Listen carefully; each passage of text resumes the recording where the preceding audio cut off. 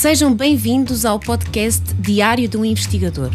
Em cada episódio iremos conversar com um investigador ou investigadora do Dinâmia 7 ISCTE sobre o seu trabalho de investigação, descobrindo o que o inspira, o que o inquieta e perguntando de que forma as suas descobertas se traduzem no dia-a-dia de todos nós. Estamos no 8º episódio do nosso podcast e vamos conversar com a Joana Pestana Laje, arquiteta e investigadora integrada no Dinâmia 7 ISCTE. A Joana trabalhou como arquiteta em vários ateliês de diferentes países antes de fundar o seu próprio estúdio. Enquanto investigadora, desde o doutoramento em urbanismo, as temáticas do acesso à habitação e da justiça espacial têm marcado o seu percurso. Estas são mesmo um denominador comum nos vários projetos em que tem estado envolvida, que têm um forte caráter participativo e se baseiam numa abordagem que vai para além da arquitetura, cruzando-a com as ciências sociais. Nesta conversa vamos perceber como é que este cruzamento acontece na prática e que contributos positivos pode trazer à vida de todos nós. Vamos também ficar a saber como é que a Joana se tornou arquiteta e investigadora e que desafios antecipa para um futuro próximo. Olá, Joana, e muito bem-vinda ao podcast Diário de um Investigador. Obrigada por aceitares estar aqui à conversa connosco.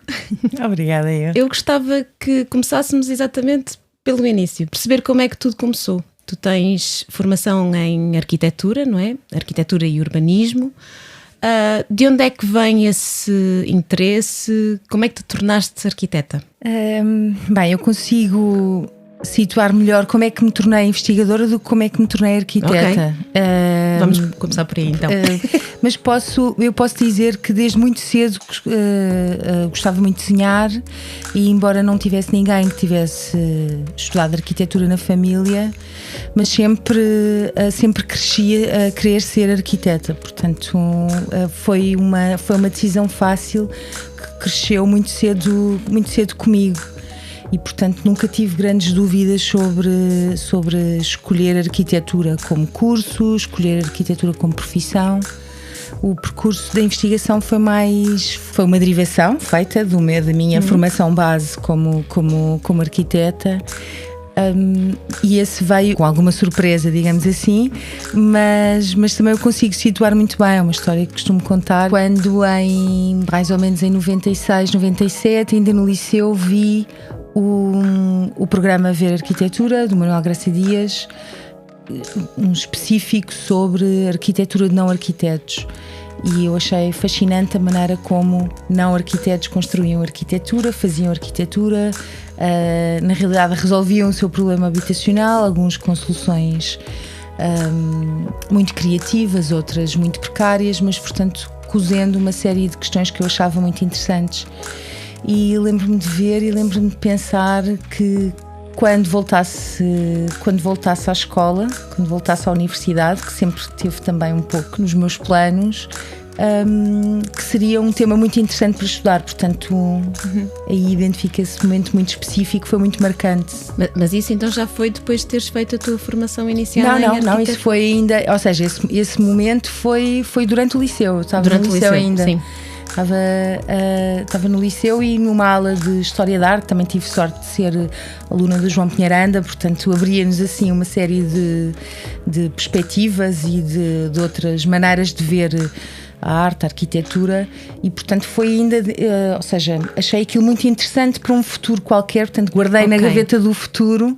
E depois realmente quando surgiu a oportunidade, voltei já com uma intenção muito específica de procurar saber mais sobre aquilo que me tinha fascinado na altura. Dirias que essa é a tua primeira memória enquanto investigadora? Eu acho que sim, porque ela é marcante no sentido da criação de uma pergunta, e no sentido da criação de uma curiosidade científica, ou seja, como é que aquilo se faz, como é que se constrói, porque é que aquilo se faz assim. E depois densificando, quando efetivamente comecei a investigar sobre o tema e a fazer pesquisa, depois densificando essa pergunta com muitas outras complexidades, ou seja, que políticas de habitação é que havia na altura arquitetura para que aquilo pudesse ser uma espécie de realidade alternativa, não é? Portanto, essa construção da cidade não canónica e portanto, aí sim, aí depois a coisa densificou-se e complexificou-se, ainda bem, porque é um tema que eu gosto muito. Consegues identificar algumas pessoas que foram importantes no teu percurso enquanto investigadora? Que foram ou que são? Sim, claro. Então, o percurso académico é feito de encontros. Eu acho que o grande encontro com este tema foi com a Isabel Raposo, que foi minha orientadora de doutoramento. Quando voltei à Faculdade de Arquitetura, portanto, a Isabel trabalhava estes assuntos e estas problemáticas, estas temáticas, coisa que quando eu estava na universidade nunca tinha tido contacto e, portanto, não havia ninguém dedicado a este tema e, portanto, marcou muito o meu olhar, muito através também das referências conceptuais e, portanto, da ideia do entendimento do espaço como um produto social. Portanto, isso foi muito marcante E também eu vou referir a Júlia Carolina, antropóloga com quem eu gosto muito de trabalhar, trabalhamos até hoje e, portanto, também um bocado não excluindo todas as outras pessoas com quem eu também continuo a trabalhar, algumas já numa relação de mais de 10 anos, mas eu gosto muito de falar deste encontro entre a arquitetura e a antropologia, e sobretudo porque no início foi bastante conflituoso, porque o papel dos arquitetos é um papel muito interventivo, muito da transformação, e o papel dos antropólogos de alguma forma é diferente, principalmente a partir do terreno. Então a nossa relação foi construída realmente numa partilha de saberes, onde eu acho que a Júlia teve muito impacto na minha maneira de olhar para a arquitetura e de fazer pesquisa, e eu também gosto de acreditar que também tive na dela, portanto, mas ela, sobretudo por ela eu não posso falar só por mim, esse impacto bastante grande que outra disciplina trouxe e a forma como ela mudou realmente a minha maneira de olhar para a arquitetura, de fazer pesquisa, e ainda hoje, tanto que continuamos a trabalhar juntas, portanto, mas são apenas dois nomes, duas mulheres que me marcaram bastante, não excluindo muitas outras pessoas, até vocês, portanto, portanto esta ideia, não é, de fazermos uma partilha, de alguma forma de criarmos esta comunidade, também uma comunidade prática qualquer, não é? Portanto, acho que sim. O que é que hoje mais te inquieta? Continuam a ser essas perguntas, agora a outra escala, com outra intensidade, como dizias? É interessante porque eu voltei também um pouco para situar, portanto eu tirei arquitetura na Faculdade de Arquitetura de Lisboa, exerci arquitetura em escritórios de arquitetura em vários países, com vários arquitetos, e voltei em 2009, voltei para Portugal e decidi voltar à universidade. E, portanto, acabei por começar a estudar esse tema, onde hoje ainda continuo, que é a questão da investigação sobre habitação, sobretudo habitação para aquelas pessoas que têm mais dificuldade em aceder à habitação, portanto, muito relacionado com a questão do direito à habitação, com o direito à cidade, políticas de habitação, modelos e, sobretudo, através da minha formação como arquiteta, que é a partir daqui que eu faço esta reflexão, modelos e projetos. E é claro que se em 2009 era uma questão, em 2023 está nas notícias todos os dias, está nos jornais todos os dias, portanto a pertinência do tema, que já era pertinente na altura, mas que agora ganhou uma escala completamente diferente. E portanto eu continuo neste tema, alargando, integrando outras, trabalhando sempre em colaboração com outras disciplinas, de forma também que o tema da habitação não se encerre só na questão do desenho e do projeto, mas também que dialogue com outras questões, nomeadamente com questões da sociedade, com certos grupos que têm tradicionalmente uma dificuldade maior em aceder a uma habitação condigna, mas também outras questões que são questões transversais a toda a sociedade, como a questão do envelhecimento, a questão da sustentabilidade pensada a partir de uma sustentabilidade que não é só material e construtiva, mas também tem outras dimensões, como a dimensão social, portanto cruzando outras áreas e outras disciplinas. Exato, nomeadamente das ciências sociais, não é? Sim.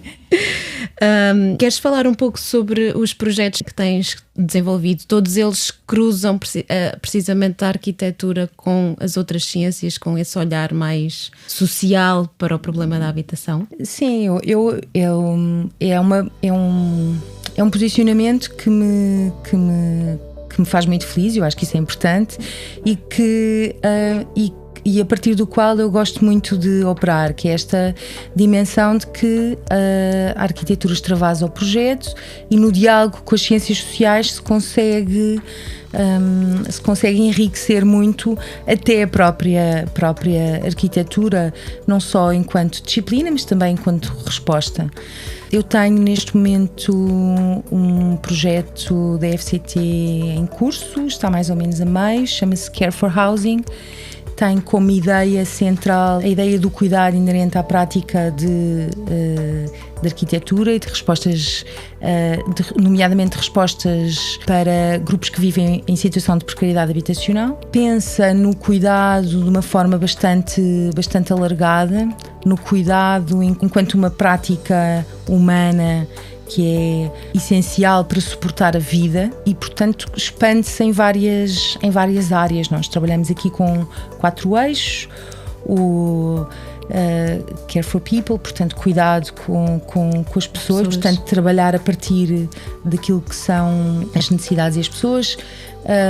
Care for Design, ou seja, a ideia de que o projeto é importante e, portanto, o desenho e os modelos arquitetónicos subjacentes a estas respostas são importantes de serem repensados, criados, modificados, transformados. Building with Care, portanto, construir com cuidado, que tem muito a ver também com a urgência de construirmos de uma forma mais equilibrada, que não esgote os recursos do nosso planeta, portanto tem muito a ver com uma visão ligada a uma forma diferente de construir. E Care as a Tool, ou seja, o cuidado como ferramenta, neste sentido de ferramenta política, e o cuidado enquanto lugar central do desenvolvimento da vida e, portanto, que as políticas, nomeadamente as políticas de realojamento, deveriam centrar nesta dimensão a sua atenção. E, portanto, temos esta é uma equipa gira, porque metade são de arquitetura e outra metade são cientistas sociais, portanto, entre antropologia, sociologia, geografia, portanto, conseguimos ter aqui um olhar muito complementar, que se complementa e que de alguma forma está sempre a interpelar a arquitetura e o projeto com questões que são questões muito interessantes de serem trabalhadas, como a questão das migrações, como a questão enfim, e portanto isso cria aqui uma... Desafios. Sim, claro. E metodologicamente, na prática, como é que se traduz esse cruzamento, por exemplo, neste projeto e noutros que tens desenvolvido, entre a arquitetura e as ciências sociais? Que ferramentas é que vocês têm utilizado para estudar esta temática? Vou falar primeiro a partir da arquitetura e depois a partir do que é complementar. Ou seja, a partir da experiência da arquitetura e do projeto, usamos muita metodologia de Research by Design, ou seja, a pesquisa pelo projeto, incorporando naquilo que é a própria prática arquitetónica um modelo de fazer pesquisa. E, portanto, isso para nós é importante. Pesquisar enquanto projetamos. Muitas vezes projetamos e pesquisamos esses modelos com as pessoas com quem trabalhamos, às quais se dirige a nossa pesquisa, e portanto isso também partimos também para uma dimensão que é mais participada e mais co-construída, que é também uma dimensão que nos interessa. Mas depois temos muitas abordagens complementares que vêm das ciências sociais, ou seja, metodologicamente eu acho que acabámos por criar uma coisa que chamamos os laboratórios locais, portanto a permanência nos lugares, uma metodologia muito mais centrada numa pesquisa, sim, mais etnográfica e, portanto, que é complementada com entrevistas, mas acima de tudo é complementada, eu acho que com um grande sentido de permanência nos lugares e, portanto, a pesquisa é muito informada pelo terreno, cruzando depois, lá está, com as políticas, com outro tipo de atores, mas tenta trabalhar nesse nível mais macro, micro, meso, portanto articulando aqui estas três dimensões, utilizando também metodologias das várias disciplinas que compõem a equipa, então que podem variar desde inquéritos até entrevistas, até muitos workshops colaborativos também, no sentido em que trabalhamos com associações locais e com os representantes e com os habitantes de alguns lugares que elegemos como casos de estudo. São em Lisboa, a área metropolitana de Lisboa? São na área metropolitana de Lisboa, sim. Nomeadamente no Concelho de Lisboa, Loures e Amadora. Escolhidos também porque são concelhos que têm níveis de precariedade habitacional elevados e, portanto, também diversos nos seus tipos e, portanto, aos quais é preciso também olhar e de alguma forma pensar respostas, problematizar e tentar também, dada a urgência de algumas situações que encontramos no terreno, também de alguma forma que a pesquisa sirva para visibilizar e refletir sobre lugares que foram deixados para trás. Há pouco disseste que este projeto ainda vai mais ou menos a meio, mas já foste avançando aqui alguns também dos resultados a que tenhas chegado. Como é que achas que estes resultados podem traduzir-se numa melhoria de vida, de qualidade de vida de todos nós? Como é que os resultados da investigação que tens desenvolvido podem ter impacto no nosso dia-a-dia? Eu vou falar em dois níveis, que são dois níveis que nos interessam especialmente. Não só ao nível dos resultados, daquilo que são, digamos, os resultados esperados deste projeto e os resultados que depois deixaremos, mas eu vou começar por um tipo de resultados que nos interessa bastante, que é a articulação com associações locais. Tem-nos feito criar um corpo de conhecimento para as próprias associações sobre os lugares e sobre aqueles bairros, que é já por si só um resultado que nós gostamos de pensar nisso como uma forma qualquer de ciência cidadã, digamos, porque ela está a ser também construída com essas associações. Dou um exemplo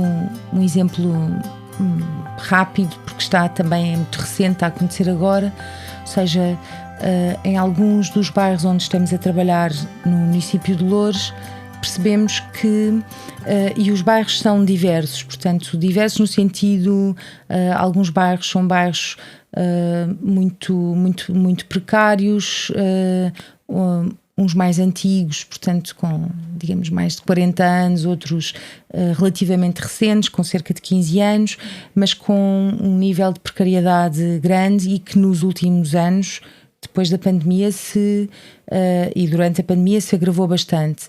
Mas outros são bairros de habitação social, portanto, que levantam outras questões e outras problemáticas, que já não estamos a falar na problemática da precariedade habitacional, de casas muito precárias, mas estamos a falar de outro tipo de questões relacionadas com, lá está, com o cuidado. E o que tentámos fazer foi, em diálogo e numa grande colaboração e dando formação às pessoas que aplicaram o inquérito, Foram os próprios moradores? Sim, portanto, aplicaram o inquérito, fazendo o inquérito que também foi construído de acordo com não só as perguntas que nós queríamos ver respondidas, mas também de alguma forma as perguntas que as associações locais sugeriram, e portanto um inquérito que servisse a todos, e portanto essa aplicação foi feita depois de uma formação, foi feita pelas pessoas que vivem em cada um daqueles bairros, e será agora.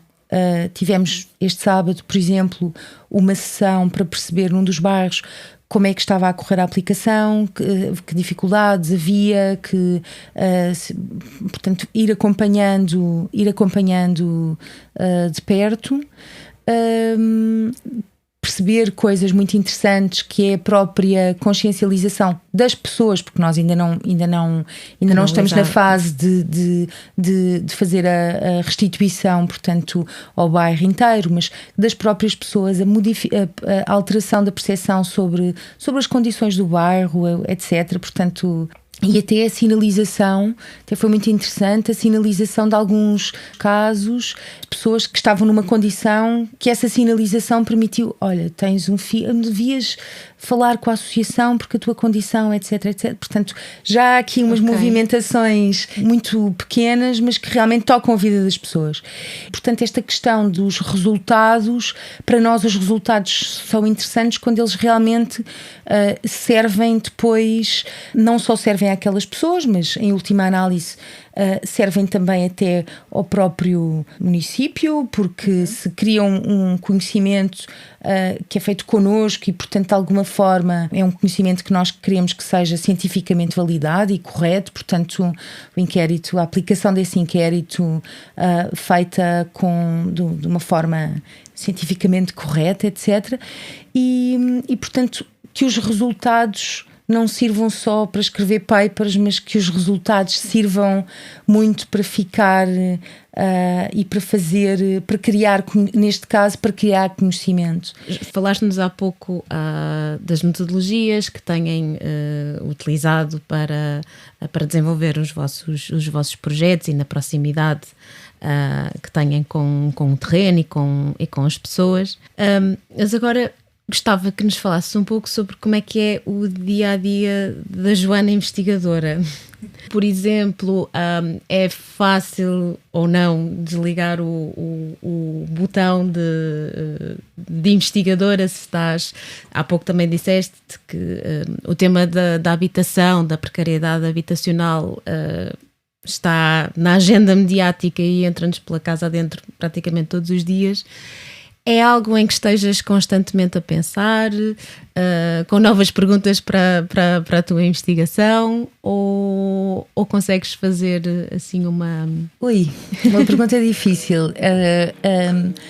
Bem, eu gosto muito do que faço, portanto desligar às vezes é difícil. Eu acho que os meus dias são muito diversos. São muito diversos. Eu acho que eles sentam assim 3 coisas que eu acho que os últimos 4 dias podem dar assim ser um bom exemplo. Sentam numa dimensão de nós aprendermos, e eu acho que a aprendizagem é uma componente absolutamente fundamental do processo de investigação. E, por exemplo, na sexta-feira nós fizemos o que nós chamamos uma Care Talk, uma conversa onde convidámos a Rede Maré que fez um censo, portanto, num conjunto bastante alargado de favelas no Rio de Janeiro, e, portanto, fez esse inquérito com milhares de respondentes, portanto, uma escala muito diferente daquilo que nós estamos a fazer aqui, mas fizemos esse diálogo com o Brasil por Zoom, não é? E um pouco para aprender o que é que tinham feito, para conversar, para expandir a nossa rede. E eu acho que esse é um dos momentos que tentamos fazer, este alargar de parcerias, mas também conhecer outras coisas e trocar aqui experiências. No sábado, como tinha dito há pouco, fizemos trabalho de campo, eu e a Saila, que é antropóloga. E porquê? Porque isto não é bem um trabalho das 9 às 5, porque se fosse das 9 às 5 trabalhando, nós não iríamos encontrar ninguém nos lugares onde trabalhamos.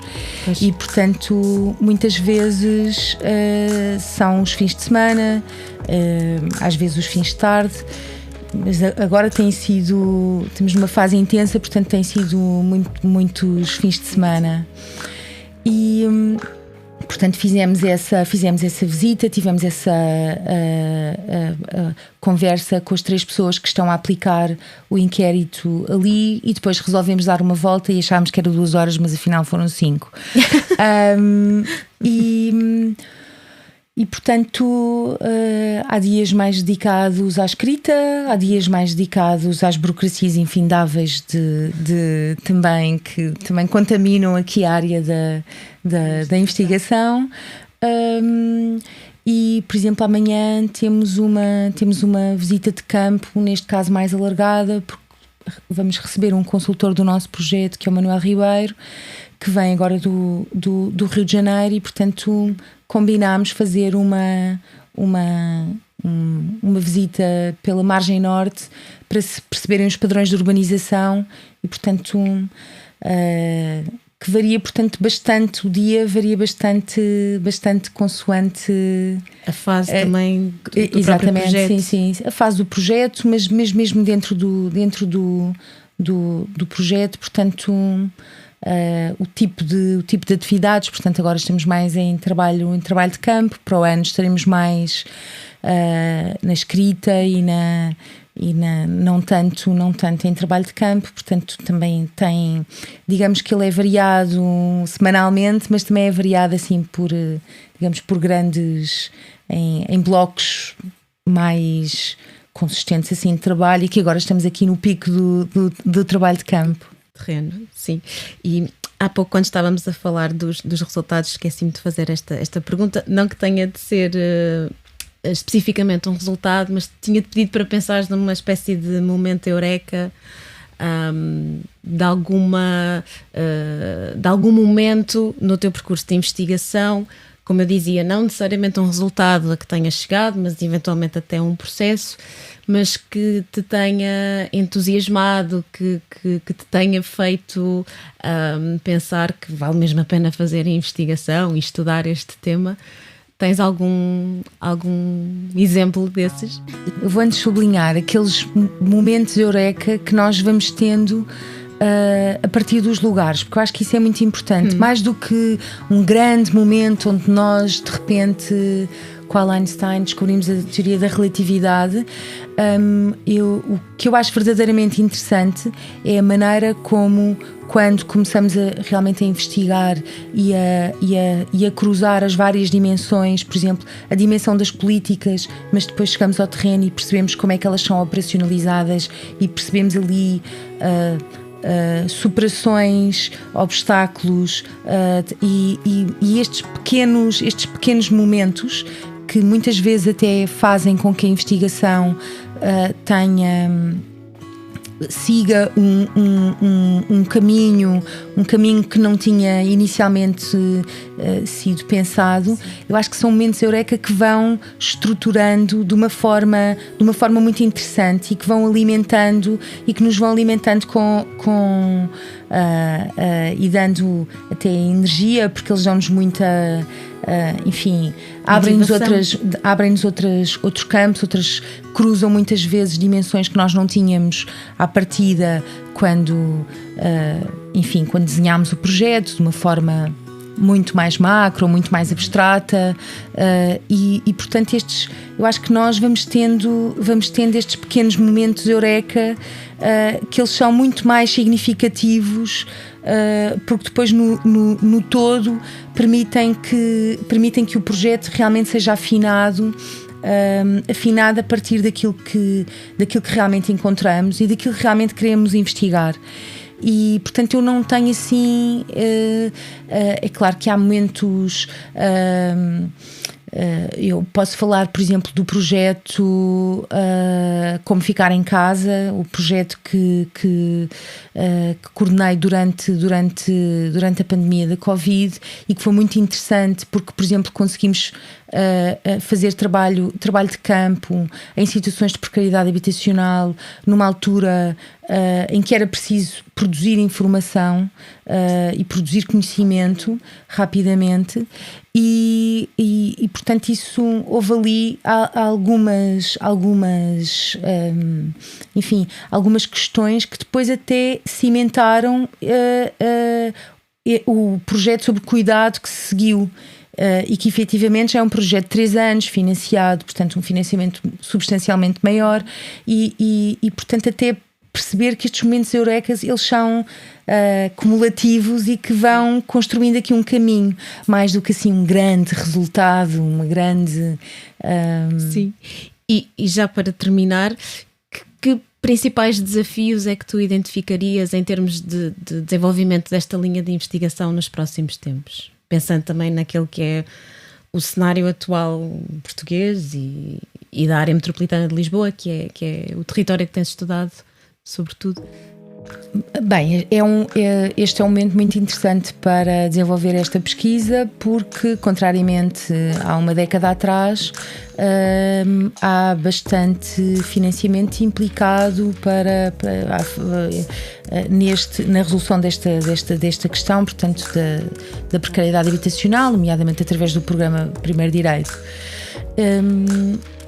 Há esta urgência do PRR que muitas vezes pode trazer, portanto, pode haver dinheiro, mas a rapidez pode fazer com que haja pouca vontade, nomeadamente pouca vontade política, de experimentar soluções diferentes, o que é uma pena. E, portanto, esta é uma reflexão que andamos a fazer até quando vemos que alguns dos modelos são modelos que estão a ser repetidos um pouco acriticamente e não tomando em conta que a composição das nossas famílias é diferente, que a maneira como nós vivemos agora é diferente, etc. Portanto, provavelmente a solução espacial também deveria ser diferente. Esse é um desafio. E é um desafio ao qual, por exemplo, este projeto especificamente gostava de fazer alguma contribuição, porque é realmente importante, havendo agora a urgência, mas também a capacidade de colmatar esta urgência.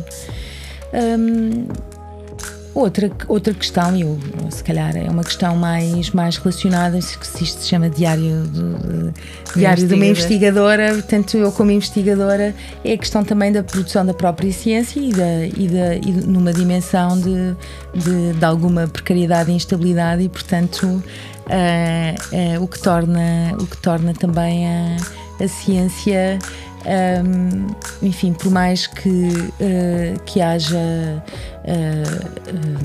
gosto em fazer ciência, eu tenho, há uma dimensão também da própria profissão que merecia aqui, e falaste em desafios, portanto o desafio de que a ciência possa ser feita sem ser uma condição de precariedade é um ótimo desafio.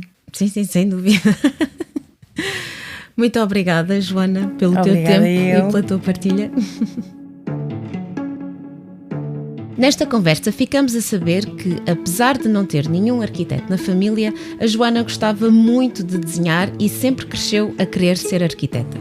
A sua primeira memória como investigadora faz-nos recuar ao período do liceu e a uma aula de História da Arte, na qual viu um episódio do programa do arquiteto Manuel Graça Dias, Ver Arquitetura, sobre o crescimento da periferia de Lisboa e a forma como não arquitetos procuravam resolver os seus problemas ligados à habitação. Esta ideia foi guardada na gaveta do futuro e mais tarde transformada numa das suas principais inquietações, que a Joana tem explorado nos vários projetos de que tem feito parte. Para além de gerarem conhecimento essencial à definição de políticas públicas sobre o acesso à habitação, estes projetos têm permitido trabalhar em grande proximidade com associações locais e com as pessoas que vivem em situações de maior precariedade habitacional, tendo impactos muito concretos no seu dia-a-dia. No próximo episódio vamos estar à conversa com a Ana Brandão, que nos vai falar sobre a importância do desenho e do planeamento urbano. Por isso, não percam!